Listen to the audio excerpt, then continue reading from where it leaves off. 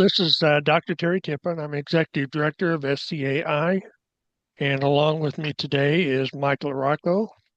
Mike is going to talk about himself just a little bit, introduce himself, and then he's going to talk about our legislative updates for this session in January of 2026. Mike?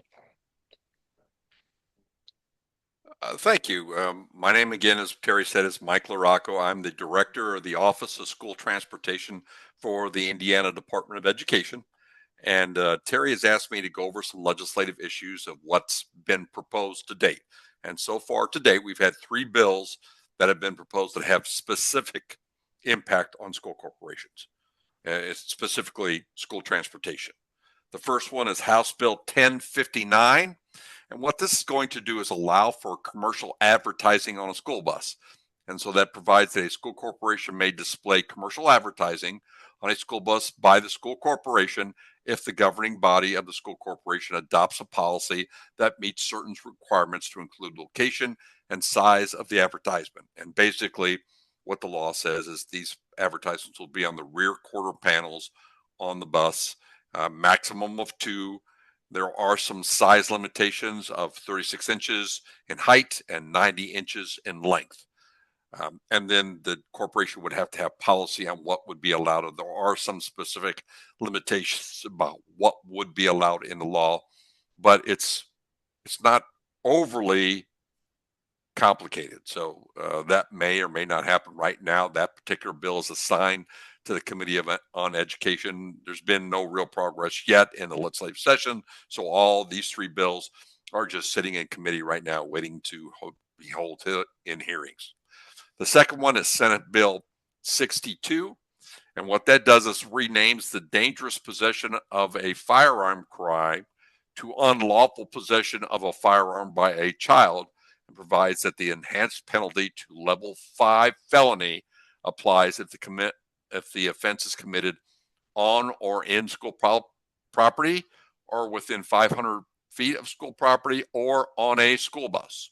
So if a child brings a gun on the bus and happens to leave it, which we've had a couple incidents recently, those children could be charged with an unlawful possession of a firearm by a child. And that particular bill has been assigned to the Committee on Corrections and Criminal Law. The third bill is the Senate Bill 86, and that provides for changes in the makeup of the local transportation board. If you remember last year, the legislature passed several laws that allowed school corporations to work with the non-public school entities and charter schools to create what is a local transportation board so they could share resources specifically for school transportation. And all this particular bill is allowing them for a change in the makeup of the board of those local transportation boards. A minimum of 5 members, must be odd in number, could be more, but 5 would be the minimum. And then it also changes in various places in IC 20-27. And in case you're not familiar, that's the primary article in Indiana law that deals with school transportation. And it specifies which certain portions of IC 20-27 do and do not apply to charter schools.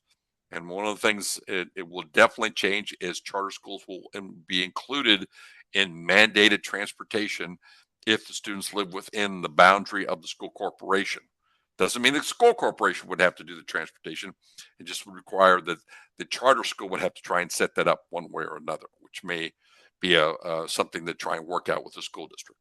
And this particular bill was assigned to the Committee on Education and Career Development.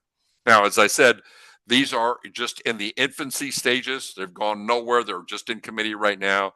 So the process would be is the next step would be there would be a hearing committee in the committee, and then the committee would vote on to whether that law should be sent up to the floor of each particular house to be voted on. And then at a certain point in time in the legislative session, then those bills would switch from one house to the other house.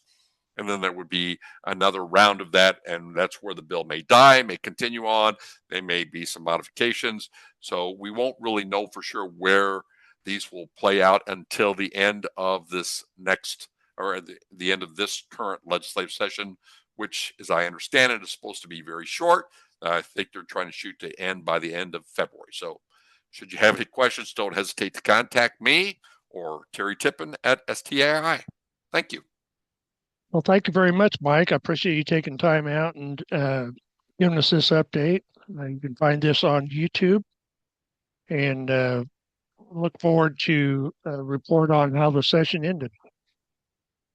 Uh, I do have a question now. My pleasure. Looking forward. Yeah, go ahead. There's a possibility that other things could be added to. This is more a question. Other things could be added to current bills or bills that go to the floor that might pertain to transportation. Aside from this, Yes. is that the way this works? Yes. Yeah, there generally is a deadline, and I think they've already passed it for as far as bills being proposed, but that doesn't mean they couldn't add that because they've had some that have been changed at later dates or whatever added on. So, but generally, at least in my time at the Indiana Department of Education, I have not seen anything else added on to what they've already proposed. So I would not expect there to be anything dramatic beyond these three bills. So we'll just have to keep an eye and see how they play out. All right. Well, thank you very much, Mike. All right. Take care.